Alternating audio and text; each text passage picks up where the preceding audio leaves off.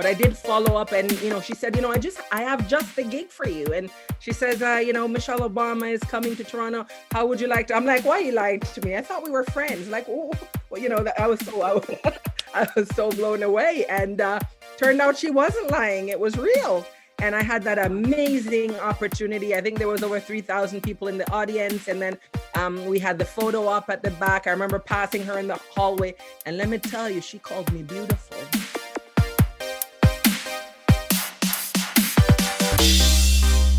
Welcome to the Stark Reflections on Writing and Publishing podcast. There has never been a better time for writers. More information, options, and opportunities are available to you, but navigating these requires insight. Join Mark Leslie Lefebvre as he draws upon more than a quarter century of experience as a writer, a bookseller, and a trusted book industry consultant to explore and reflect on the writing and publishing landscape to help you make informed choices on your writer journey.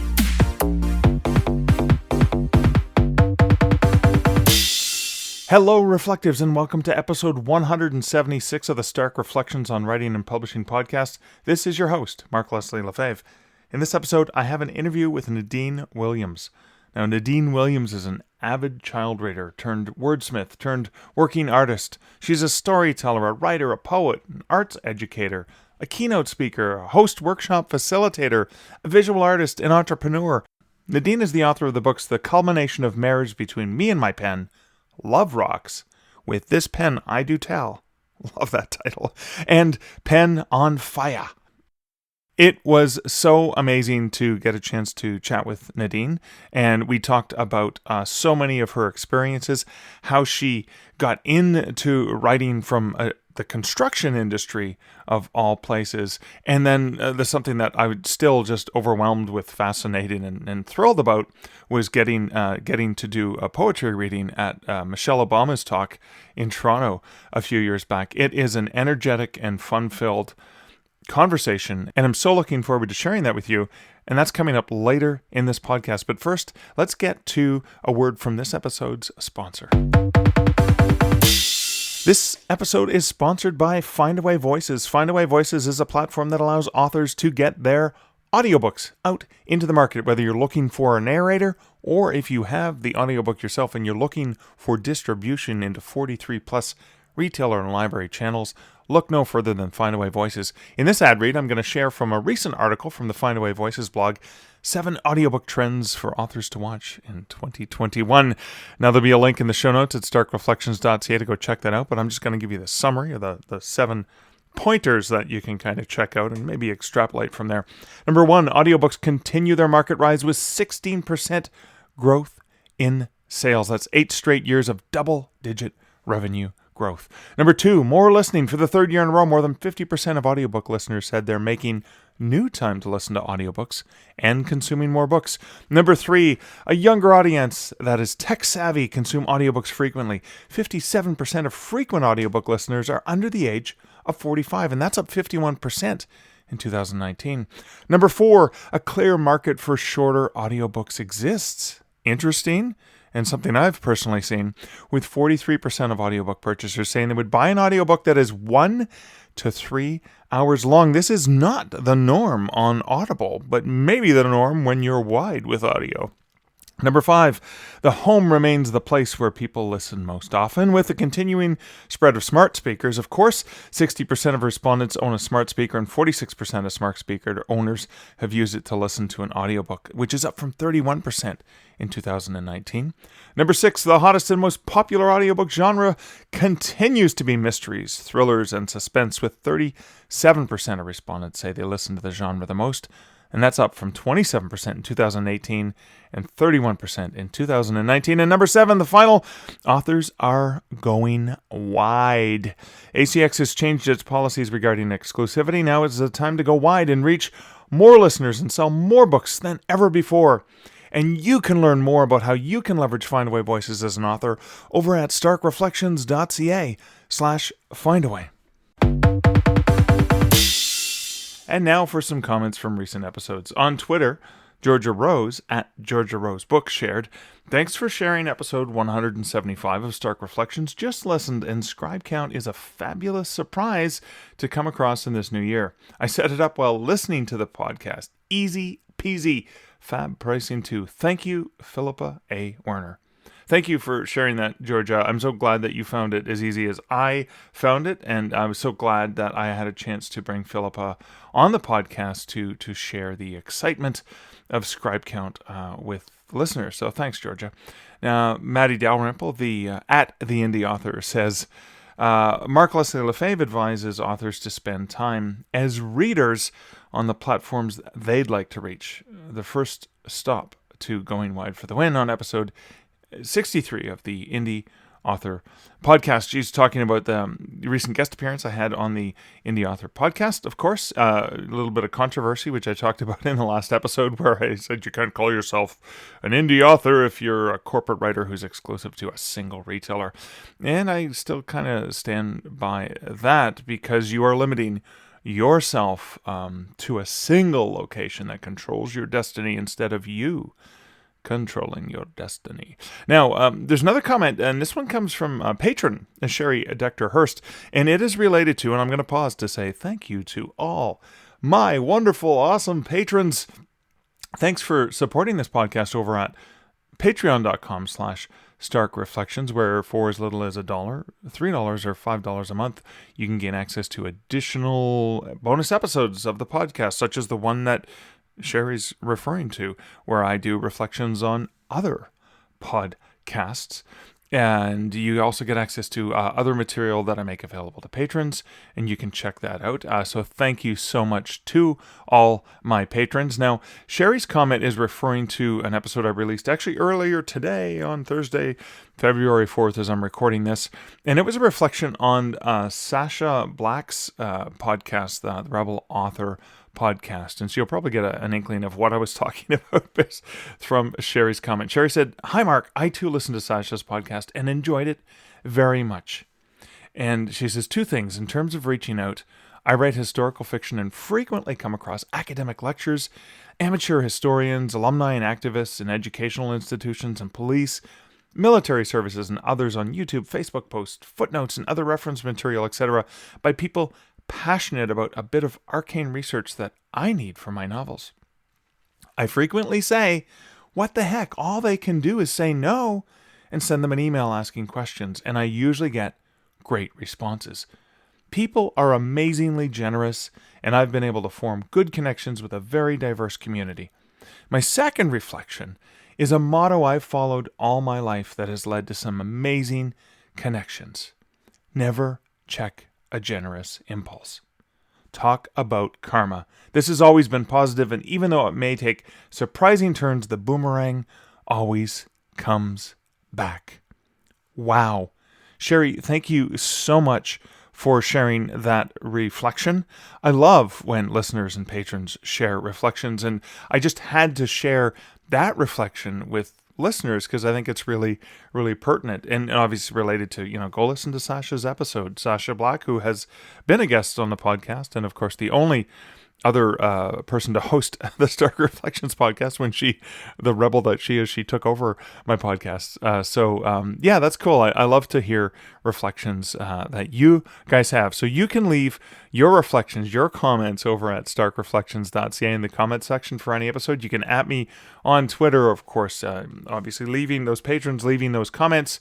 And I guess I should have asked Sherry if it's okay to share, but it's inspiring and informative and helpful for writers, so I'm sure Sherry is happy that I shared. Yeah, we'll go with that. I hope you're happy with it, Sherry, but thank you for leaving that comment. Okay, now we're going to zip over to my personal update. In terms of my personal update, still going to town. Heavy on Fear and Longing in Los Angeles, and I'm in that final stretch. So pretty excited about the final bits and pieces and the editor feedback and all the things. While I'm still writing, pieces and rewriting some pieces while the editorial feedback is happening. So there's lots going on, lots of moving parts, but I'm just loving it. And I think the most exciting thing is in one of the rewrites, I actually I know what the next book is going to be, and even some of the ideas that I had for this book ended up being too big for this book, and I realized they have to migrate into the next one, which I'm pretty thrilled about, because I have never really done that before with the Canadian Werewolf series. I was going to say because I don't really write series books before, so it's interesting to have those elements. So that's gone really, really well. I was also recently a guest on, and I was going to share this in the comments section, but there was a tweet about this, and that's what reminded me, is I was recently a guest on the Writers of the Future contest podcast. Writers of the Future, I'm going to be interviewing somebody from there about the free workshops that they offer online for writers, but I was a guest on their podcast, and we had such a discussion. Their update on Twitter was Canadian author and bookseller Mark Leslie discusses passion, werewolves, and getting published on this Writers of the Future contest podcast. And that was a really interesting thing, because I'm often not interviewed as a writer. I'm often interviewed as the guy who talks about writing and publishing. So it's always a fun and unique opportunity for me when I get a chance to just kind of wear my writer chops and just kind of let my hair, I don't have any hair, let my hair down and just talk about writing. And it's kind of refreshing and fun. So that was a really great interview with John. And I'm going to be talking to Emily from Writers of the Future in a future episode. So that was kind of cool. I've done a lot more of those author appearances recently, and I think it's a direct result of hiring Mickey Mickelson, who was on an episode of The Creative Edge, the PR firm that he operates. And later tonight, I'm going to be doing a live writer's block radio program, and he has helped me book, and I have to go back and actually count the number of places and appearances. So probably just in December and January alone, there's probably 8 or 10 different, maybe more, could have been more, I'm trying to remember, either articles, interviews, live podcasts, video chats, all kinds of different opportunities. And interestingly enough, it's not just for me as a writer, but also some of them are me talking about the book industry as well. So as I look back on hiring Mickey as a publicist, I'm thinking that was a really brilliant move and a really brilliant investment on my part. In other realms, I have been releasing video content, again, parody video content and humor video content over on my YouTube channel, having fun with that, doing my isolation diaries, sort of a bit of a parody, as well as the books you've never read, classic books you've never read. And so I've had fun with those really short ones. They're basically a minute long or less than a minute long. And I just this week released with the announcement of the Nano Chameleon, because earworms are a thing for me. I released my parody version of the 80s hit Karma Chameleon by Culture Club, and Boy George was the lead singer, so I dressed up as Boy Mark.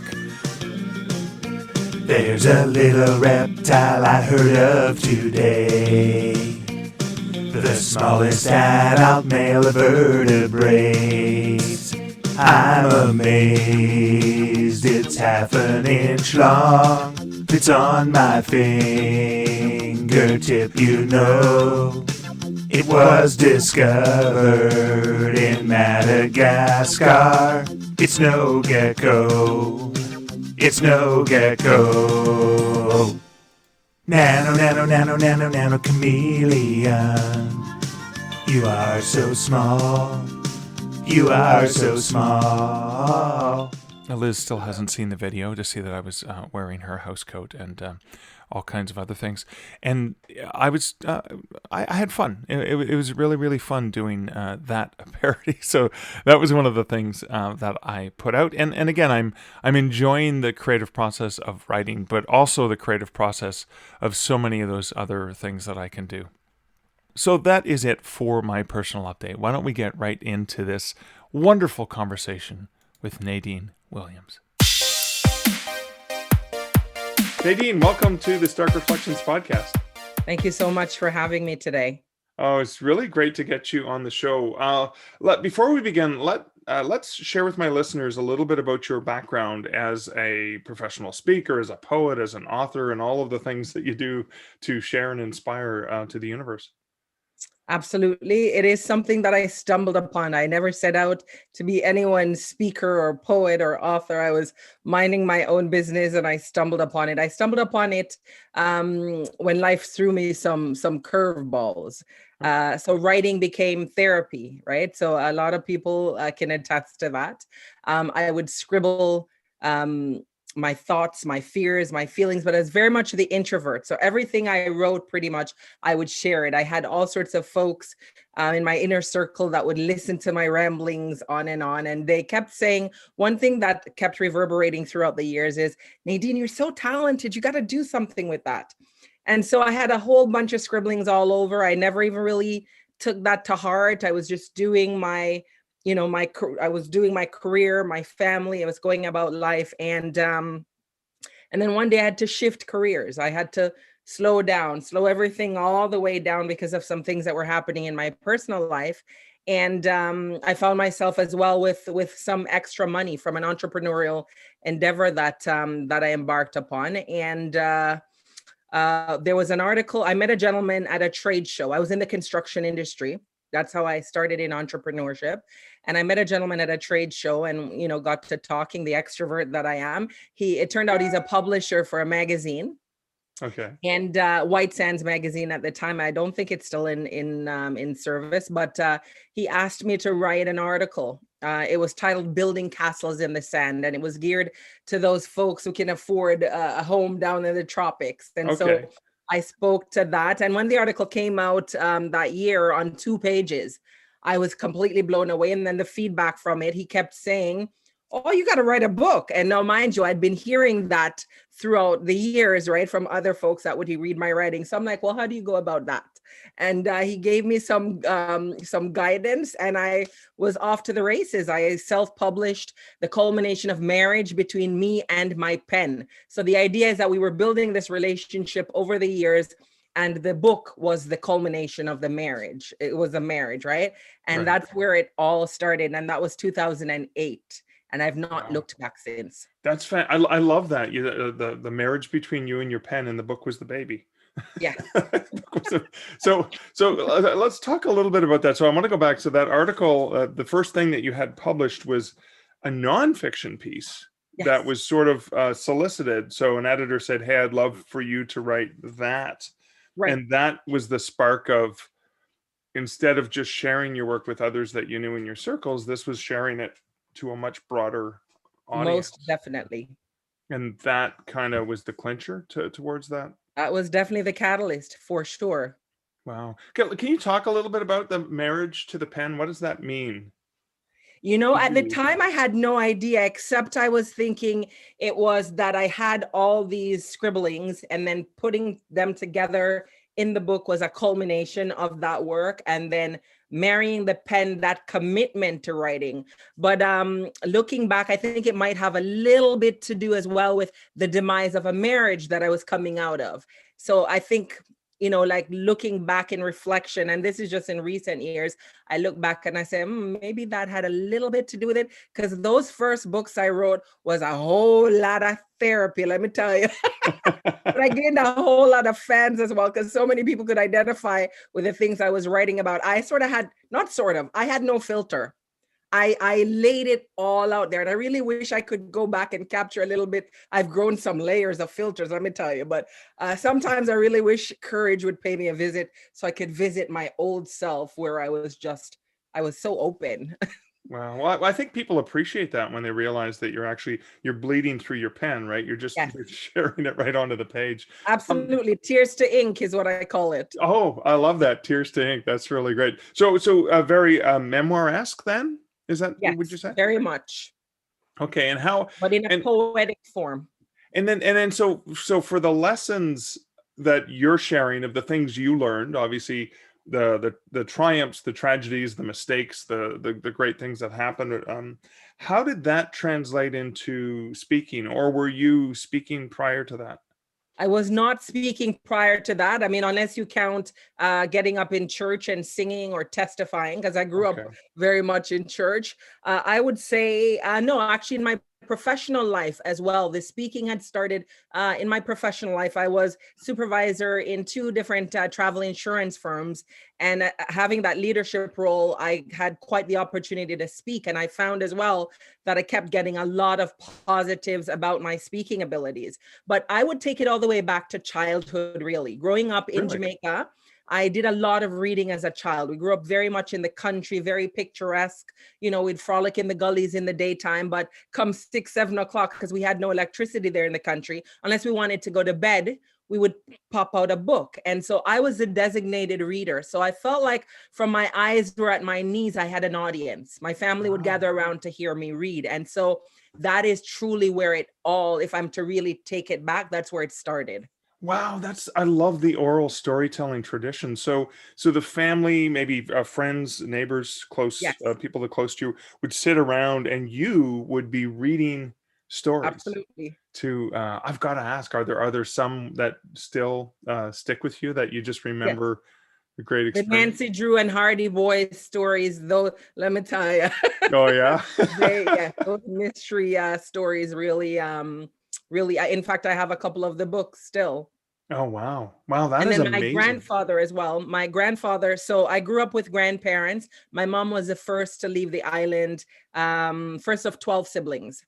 And so that also made me this kind of special child, my brother and I, in that, all hands were on deck because my mom wasn't there. She didn't have traveling privileges to come and go. So she left me as a baby, and then I met her again at 15. So there was this protective layer from the remaining family group that was there. And,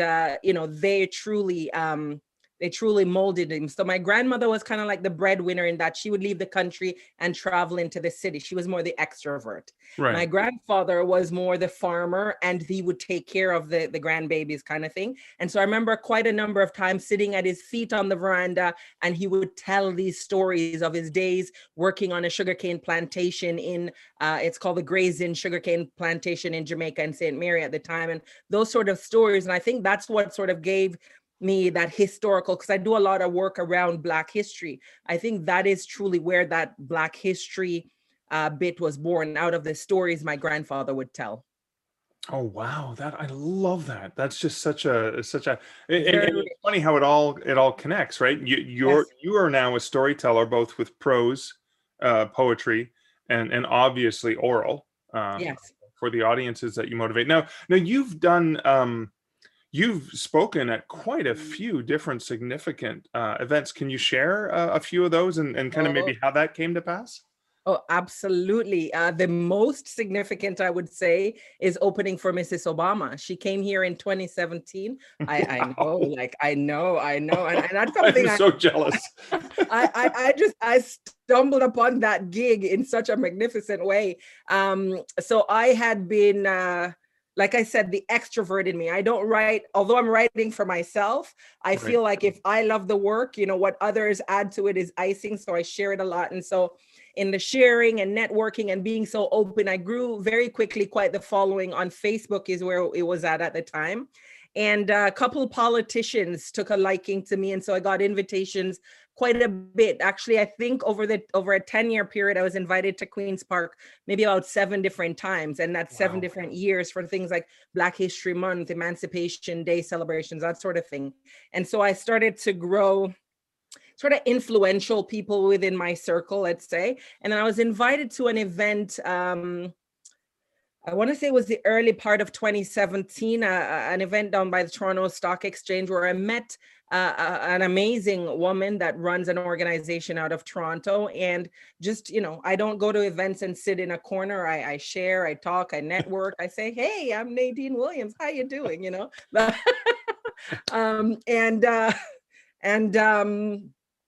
that from that conversation is how the Michelle Obama gig came about, because introduced myself, told her who I was and everything, and then I followed up. I'm not very good at following up, let me tell you. I've gotten quite a number of amazing cards and have done nothing with it, but I did follow up. And she said, I have just the gig for you. And she says, Michelle Obama is coming to Toronto, how would you like to? I'm like, why you lied to me? I thought we were friends. Like, oh, well, I was so blown away, and turned out she wasn't lying. It was real. And I had that amazing opportunity. I think there was over 3,000 people in the audience. And then we had the photo up at the back. I remember passing her in the hallway. And let me tell you, she called me beautiful.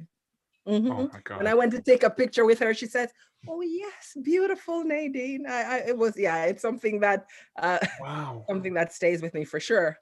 And I look back and I remember trying to get tickets and just there was nothing, right? There's no way to get. And you've been invited to participate.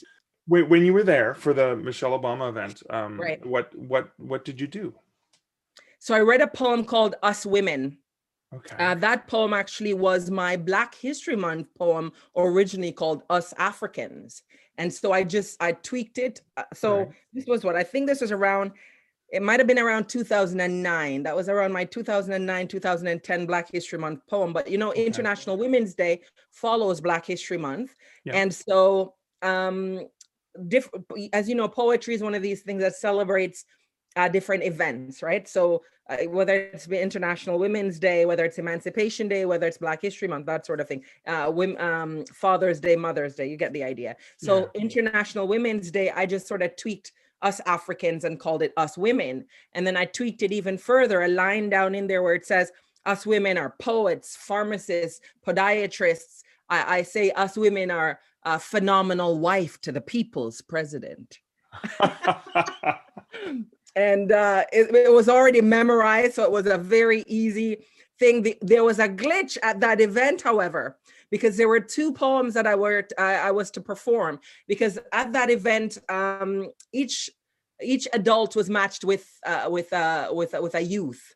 Okay. So for organizations purchasing, 10 tickets, let's say, they'd have to purchase 10 youth tickets. So right. I had written something specifically for the youth, and it was fun because one of the things I love is humor. I don't know if you've detected that already. Oh, yeah. But I always like to bring laughter to everything. So whereas Us Women is strong, resilient, lovable, and capable of awesome exploits, is a more serious piece. The piece I wrote for the young people was fun, if time would permit, I would write the longest poem I ever wrote, just so I could capture and emote this moment right here. And then it goes on and say, but we can't sleep in this dream. We must work in this dream, blood, sweat, and tears in this dream. All this fun I had for them, right? But what happened is I didn't make, this is a lesson I learned. So I was supposed to arrive very, very early. And at the last minute, I got tickets. I have three young people, three young adults, my kids. Well, they're not kids anymore. And so I secured tickets for them last minute. So rounding them up to bring them along, because, it's important. It's more for the young people than it is really for us. So I wanted them to have that experience, but it caused me to be late for my call time. Oh. But hello, I'm thinking, I don't have music accompaniment. All I need is a mic that works. And then I go up there and do my thing, right? I was so wrong, let me tell you, because the sound people had no idea that I was doing two. The organizer invited me to do two, so she knew. But the sound people didn't know. So when I pivoted from Us Women, because, you finish that one, you don't just jump right into, you pivot to then start. He switched the mic over to the announcer, ladies and gentlemen, Nadine Williams. So I froze. I was like in a moment of like, I could kick myself because Us Women in of itself, as amazing as it was the secondary one that would have really made it memorable. And so I learned from that you always show up for call time. 10 minutes. Okay. Hello, for Mrs. Obama, you go there 1 hour before call time, let me tell you. Oh, yeah. So I picked up on something when you were relaying like that second poem. Right. And I wonder if that goes back to singing in maybe in a church group or something like that, because you weren't just reading, you were performing, right? Yes, very much. When I get on stage, I'm a very different person, I have to tell you. Yeah. It become very much performance mode. And oftentimes I do interject singing. And oftentimes I turn quite a number of my poems into songs and include it in my performance. So can you talk a little bit about that? Because I'm curious about you've got the poetry on a page that someone may read in a journal or read somewhere. And then what I always love about poetry is I love seeing the poet themselves or even someone else interpreting their poem and Right. actually performing it, because that brings, for me, it seems to bring a whole new life. So I'm curious about when you're writing it. um, I don't know if you write by hand or on a typewriter, but I'm just wondering do you actually maybe speak and perform it, at least in your head, as the words are going on the page? Oh, absolutely. Even last night, I wrote a piece last night and I ended up recording it and uploading it. I do like, it's not just about right. I have to sound it out, whether it's in my Okay. head or out loud, for it to really get the rhythm and the rhyme and the rise and fall that I need it. So absolutely, you often find me doing that. And I love to scribble. I mean, even though, I have I have all sorts of electronic devices, I still find myself scribbling at time, not to lose my handwriting as well, because I don't know about you, but because we scarcely write, at times it feels so odd to be writing. So I try to I try to do that. It could be a word I scribble. I remember an amazing poem that that a lot of people gravitated towards. It's a word that came to me, trepidation, and I wrote down the word trepidation, and from trepidation I wrote an amazing poem. I Oh, subscribe to Merriam-Webster Word of the Day, and so my vocabulary is ever building, and I think I did that somewhere in 92. oh, wow. I love that an entire ecosystem of words can come out of that one. Absolutely. That's amazing. I have to ask. It's funny you mentioned that. I was thinking about my 16-year-old son, and he does not know how to read cursive because that was not taught to him in school. And Mm. so his like when he sees like my handwriting, like or whatever, and he's like, "What's that?" Because they never learned that the way we learned. And maybe your children the same, or did they learn? Absolutely. These people, your child and my children, they're what we call digital natives. So Yes. us digital immigrants, we are accustomed more to the written, to writing, where they live on their devices and do quite a bit. But I'm sure in school that's still something that's taught, but kids are more accustomed to the electronics. Right. So I know if I want to write something in code that like he's not going to be able to read, I just have to, used to have to rely on a pharmacist to decipher the doctor's prescription. Right? But even my doctor now, it's a printout that she just sends right to Absolutely. the right to the pharmacy directly, Yes. digital. Changing So time. I'm curious then about the difference between your memoir essays, longer prose as opposed to poetry. Is there a rhythm? Is there a beat? Is there a performance in that too, or is that a Every last piece writing? of them, every last piece of writing that I do, it's got that performance bit written in. When I came here from Jamaica and started high school at Western Collegiate, I was very tall and skinny, and so a lot of the coaches gravitated towards me, putting me on their teams until they quickly realized that I was not sporty at all. But what I was was I was artistic, so drama and music. I was immersed in that quite a bit in my early high school years. So drama, were you doing performing for Plays, theater? Godspell. I remember being in Godspell. I remember being in the school choir. Definitely performance. Yes. Wow. So you talked about your previous career in construction, and Yes. then writing books, Mhm. poetry, and then speaking. How did the speaking how did that evolve over the years? Okay, so the speaking actually evolved. It started really my family, my I'm a divorced single mom, and so my children had gone through therapy, a therapy group sessions in the region of Peel here where I live, and then they had a celebratory event at the end. And so the therapist knew me to be a writer because I Right. I share everything, and she invited me to read at the finale of that session for all the families gathered. And I remember it was Loblaws, the upstairs of a Loblaws in Mississauga, where families had gathered, and that was my first stage, and Right. I had crying women hugging me at the end, and so it really it made me realize I was onto I knew I was onto something, because I myself knew it was good. People throughout the years kept telling me it was good, and then here we are now, these women crying and identifying with the story, with the piece that I had read, and also the children's school, the librarian at Mountain Ash Public School, where the kids were going at the time. I would go there, and because I had, with the changes that I'd had that had come about with the construction work, that gave me flexibility to control my own time. I could afford to go into this kids' school, and then the librarians started sharing between each other, and this is how I started reading in schools. Wow. And before you know it, it was boards, and I also stumbled upon creating Black History Month posters that year as well. Cool. I love that. And there's sort of two things I kind of want to ask about. The second one will be about how things changed from in-person events to pandemic times where they're virtual. I want to Right. get to that because that's always something creative folks, especially when you do in-person things, deal with. But I'm also curious about, and I think when we were chatting earlier, and you mentioned it in your poetry, the way you adapted a poem from Black History Month into women's, right? Because the natural progression from February to March. Yes. Is that a thing that you obviously must have to do that for schools or for different groups, and you readapt a lesson to be more applicable? Is that an important thing as a speaker? Almost absolutely. So it's always thematic. You have to take into consideration what is the theme, whether it's the theme of the event, the theme of the month. Oftentimes, the theme is thrown back on me to create. But I often ask the client, do you have a theme for this event? If I don't already have something in the repertoire, then I create something. And that's very important to be mindful of the theme. I can't come in reading about something that's so irrelevant. So you have to be in tune with what the theme is, and then keep to that theme. I might run 2, 3 jokes off of the theme, but I always come back to it. Okay, cool. So how has that then, as I alluded to, how has that changed, since I guess last year, this time when things started to lock down and Mhm. change being able to go any place in person? How's that changed for you?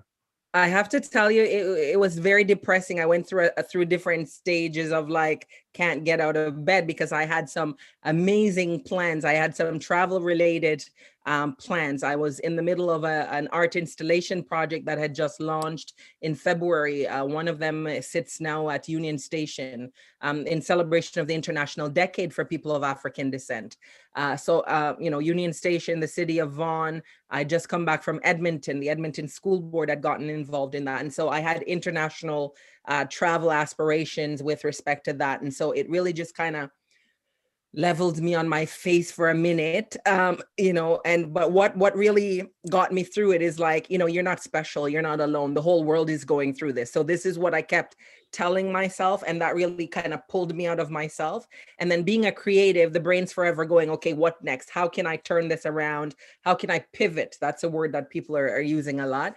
How can I turn this around and keep it going? Because hello, you've come too far to turn back now, to fold up the towel. You have to keep going. Your Right. kids have sacrificed too much. They're looking to you for this success story. You can't stop now. Not just my kids, but my fans, their students that recognizes me in the streets, people, so I just know that I have to keep going. So I stayed in bed for a while, and I still do, even now, every now and then. I still feel a little blue, I'm not gonna lie, but I always manage to pick myself up and keep going. And I've picked up exercising. I was getting really fat, let me tell you. Maybe fat's not the proper word. I was gaining quite a bit of pounds because we were cooking. Pandemic pounds, we call them. Definitely, it was cooking and baking a lot, and Yeah. wasn't active. But I'm telling you, the jeans I'm wearing today couldn't zip up a few months ago, and so I've started walking and watching the simple things like the Canada geese out there and all of that, and it's just giving me life. Right. Oh, wow. Yeah. I mean, it's funny when you talk about, as a writer, I find going on a walk very inspiring because I'll try to go for a walk and attend to what's around me, whether it's a nature path, whether it's just a neighborhood that I haven't Yeah. walked through before. and then I usually find something in there to write about. Absolutely. Do you And have the same experience? you're getting the physical in as well. Yeah, yeah. Absolutely. It's Whether exercising the mind in many ways too. exercising the mind, for sure, because in walking, you start to think, okay, sometimes I'm in the moment, but I think about things to come, like what do I have to do tomorrow, and what are some thoughts. So some thoughts that come to mind in terms of what I can interject in that, and I take out my phone and I tap the word or the thought into my notes, and I keep going. So um it's been an amazing journey, let me tell you. Wow, wow. So how do you, because you do so many different creative things, how do you define yourself? Do you call yourself a writer, a poet? Be like, what's the sort of, do you have a catchphrase that you use? So I'm Nadine Williams, a poet, author, and arts educator. That's what I Arts call myself. educator. Okay. All right. Cool. Now, Yeah. you talked about the importance. You said we're there for the youth. It's for them. Yes. So I would love for young people, whether they're young at spirit or young in terms of getting into writing and theatrics and creativity and all of those things. What sort of advice would you want to bestow upon that sort of that next generation of creatives?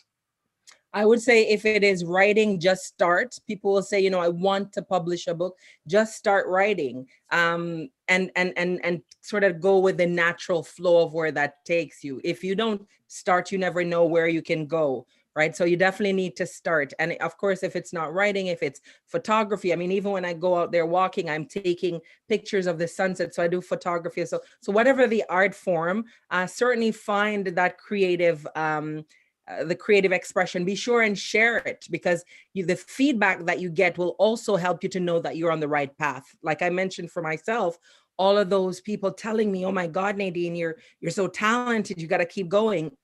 It settled in the back of my mind, and then at the opportune moment, it came to the fore. So share, if you're doing it to. It's good to get it out, but it's also good to share it with others. Great. Oh my God. Thank you so much. That is awesome. So please let my listeners know where they can find out more about you and all the cool things you're up to. Awesome. So NadineWilliams.ca is my website, and it's not been updated since I put it up, I have to admit. But also just, when you put me in Google, you'll find quite a bit about me as well. Something I'm extremely proud of this year is that same art installation project I mentioned. It was in commemoration of the International Decade for People of African Descent. And I'd stumbled upon the Historic Sites and Monuments Board of Canada in that research and nominated a few historical significant events in Canada, and the federal government designated the enslavement of Africans in Canada is now a significant historical event. And Thanks that for was the your nomination. nomination. Yes, and so is the West Indian domestic scheme, where West Indian women had come up in the 60s to work as domestics, and there were some human rights violations around that immigration policy at the time. Well, can we talk about that a little bit? Because I think Yes. as we're in Canada and we like to believe that we're a little bit better than our neighbors to the south who have all these Mhm. issues, but we don't have those issues, right? We're innocent. That's Absolutely. not really the case, is it? No, not at all. And I mean, I heard our premier mention that in an interview, it feels like about a few months ago. He made that differentiation, but that is absolutely not true. It might not be as overt and in our faces like we've seen it. Actually, I don't think the U.S. is, especially over the last little bit, they're kind of in a category of their own. Let me Yeah, tell you. of course. But we definitely have issues that definitely need work. There's a lot of work still to be done right here. And oftentimes people are unaware of their biases. I have an upcoming keynote that I have to do for the construction industry. And, especially in an industry like that, where there are a lot of older heads that's right. Older European heads, I would say. Right. Sometimes there's some jokes that people make. Something as simple as, he's on Caribbean time, or he's on Jamaican time. We've heard things like that where people cackle and laugh, but that's not funny at all. So little things like these. And then there are more more in your face things like the nooses that were found at different sites and all of that, right? So there's a lot of people that's complaining, especially during the pandemic. People are getting out of the city and going to the suburbs, and there are issues being now found in terms of tolerance and being welcomed and feeling welcome. Someone reached out to me to help with some advocacy work out in the Stratford region. They have some issues around forming an not even anti-Black, but anti-racism task force. They met with some dreadful opposition at city council meetings Really? and all of that. And you think of Stratford as you'd think of it as a very liberal, very open, because you've got the theater and all of that art community, because typically the art community and people who read tend to be more empathetic, typically. So not the city itself, the region. I'm trying to remember that. I think it's Perth. I want to say it's Perth County, but can't be very. So it's the county on a whole. So perhaps not that particular city. So let's say, for example, we would look at Peel region and we would say, Brampton's a lot more multicultural than you would say Caledon, right? And so, and so there's that differentiation. It's also the surrounding communities as well. There were some issues, and the gentleman called me almost in tears, was asking me to come down and help him. But I'm saying I can't come down. We're in a pandemic. We have to stay home. But I'll see what I can do otherwise. So there are there's still a lot of work that needs to be done, and definitely, although we see very polarizing the events out of the States, we definitely shouldn't look and say, oh, it's over there, it's them. It's also us. Is there I'm obviously, I have a privilege out the wazoo. I'm a middle-aged, 6'3" tall white male. I've got all the privilege. Hello, a handsome one too, can I tell you? You're making me blush. But I mean, what are some things that someone like myself can do to help, to learn, or to share? Are there things that you would recommend? Oh, most definitely. My theme this year for Black History Month is nurturing hope through allyship. Okay. So you are an ally, and an ally is not something you are today and you're not tomorrow. It's not something you take up just because it's Black History Month. I'm going to do this tokenism sort of.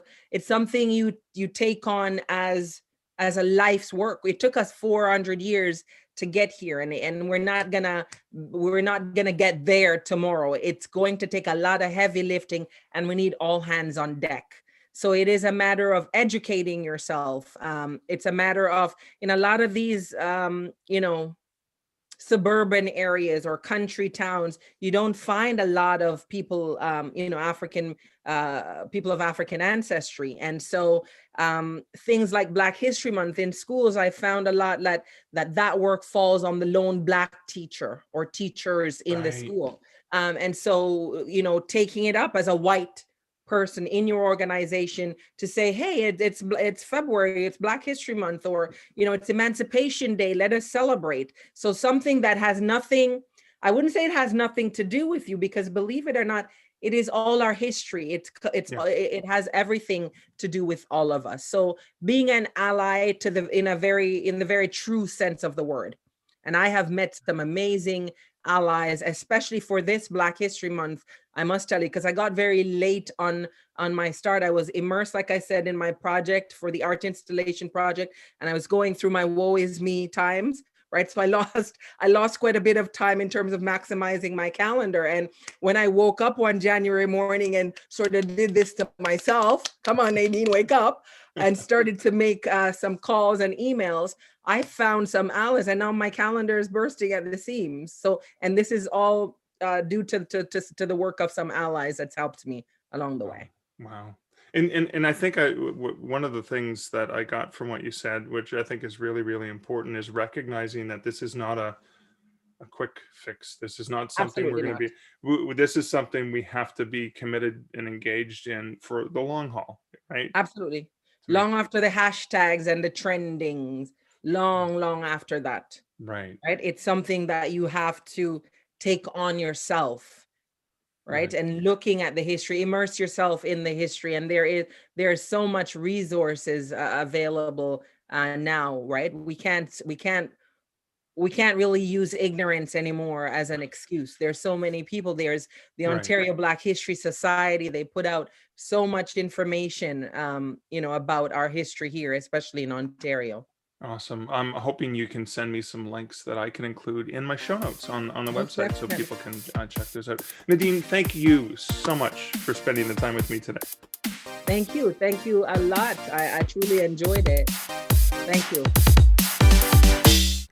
There's so much I wanted to reflect on in the conversation with Nadine, but I'm going to focus on two key things that I think are really, really interesting. So one of the things I love about Nadine was her ability to adapt, not only in the way that she changed her role, going from construction to writing to, motivational speaker and poet and performer.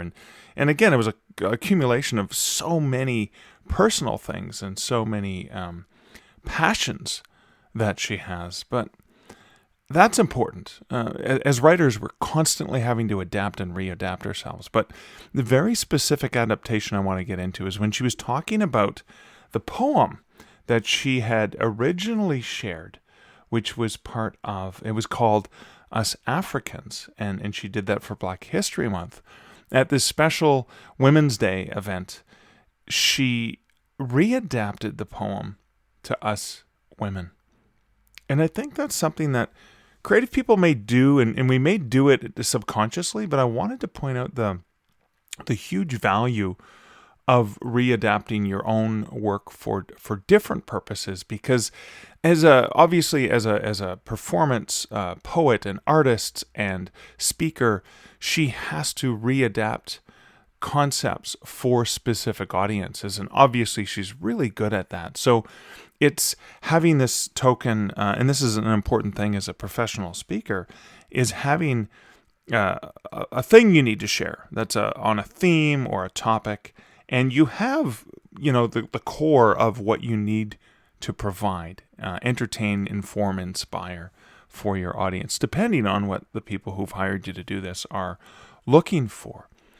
But this is the notch up that shows the level of professionalism that you get with folks like Nadine is they have the content already. They know the content inside and out. They know it passionately. They're committed to it.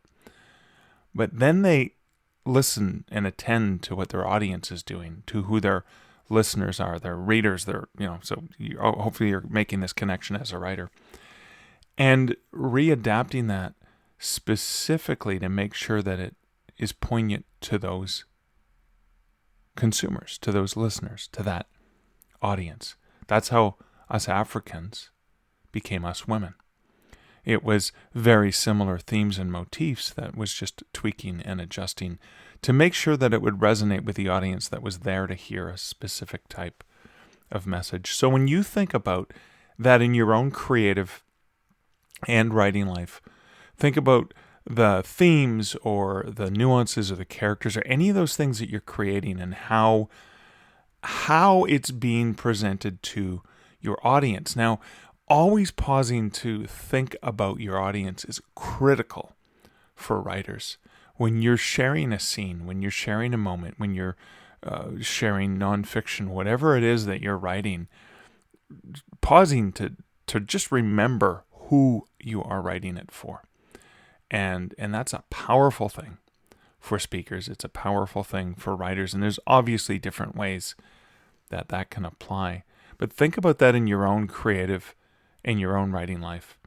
How are those things? So, for example, I can give you examples. For my own past, I'm not going to get into examples, but there have been times where I've had an idea, and that same idea has come out in poetry, it has come out in prose, and it has come out in spoken performance art, or whatever you want to talk, however you want to adapt that. And it's the same idea, the same core concept, but the book or the writing, the physical writing, is one type, or actually is multiple types, because the physical writing may have been, a long form fiction. It might have been poetry. It might have been something else. It could have come out as an anecdote in nonfiction, which is also an important thing that speakers do. Is they're storytellers, right? That's what they're doing.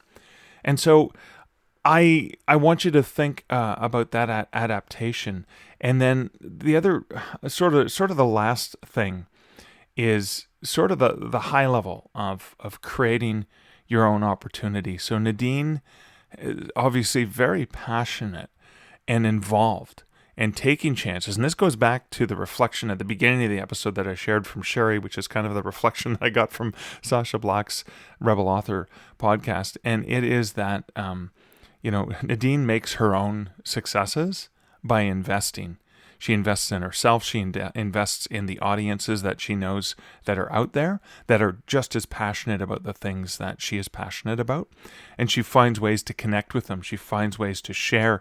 And she finds ways to inspire and nominate people and things and art because she's giving to that community and she's nurturing that community. So you create your own successes by attending to the needs of the audience that you're creating for. Hopefully that gave you something to reflect on. I had a wonderful conversation with Nadine. She's inspired me in many ways. I hope it was inspiring to you. Thank you so much for listening to the Stark Reflections podcast. If you like this podcast, please feel free to leave a review on the podcatcher of your choice. Can never get enough feedback or reviews because that helps other people find the podcast. The other thing you could do is you could share this podcast with a friend that you think would find value in the content. So again, this is the end of episode 176 of the Stark Reflections podcast. So until next week and next episode, this is Mark Leslie Lefebvre wishing you great writing and good Stark Reflections. Thank you for listening to the Stark Reflections podcast. You can find show notes for each episode at starkreflections.ca.